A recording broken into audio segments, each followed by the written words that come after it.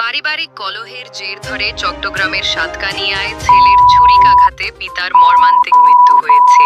ঘটনাটি আজ রবিবার ৯ নভেম্বর রাত আনুমানিক সোয়া ৮টার দিকে উপজেলার ৪ নম্বর কাঞ্চনা ইউনিয়নের ২ নম্বর ওয়ার্ডের নয়াপাড়া গ্রামের ডাক্তার ইউসুফের বাড়ি এলাকায় ঘটেছে। নিহত পিতার নাম আহমেদ হোসেন। তিনি ওই এলাকার জুনিল বক্সের ছেলে। অপরদিকে ঘাতক ছেলের নাম রিয়াদ হোসেন। সে নিহত আহমদ হোসেনের বড় ছেলে। জানা যায়, উপজেলার কাঞ্চনা ইউনিয়নের ২ নম্বর ওয়ার্ডের নয়াপাড়া গ্রামের আহমেদ হোসেনের সাথে আজ রাতে তার বড় ছেলে রিয়াদ হোসেনের সাথে পারিবারিক কলহের বিভিন্ন বিষয় নিয়ে কথা কাটাকাটির হয়।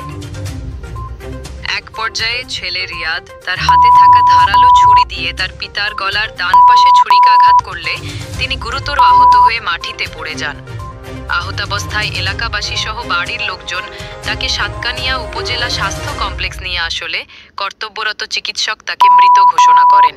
উপজেলার কাঞ্চনা ইউনিয়নের ২ নম্বর ওয়ার্ডের ইউপি সদস্য মোহাম্মদ আবু তেইয়ব পারিবারিক কলহের জের ধরে ছেলের ছুরিকাঘাতে পিতার মৃত্যুর ঘটনার সত্যতা স্বীকার করে জানান, ঘাতক ছেলে পেশায় টমটম চালক।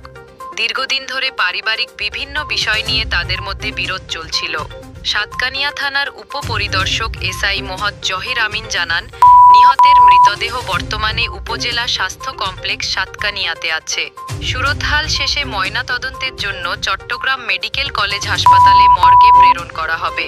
আসামিকে আটক করতে অভিযান চলমান।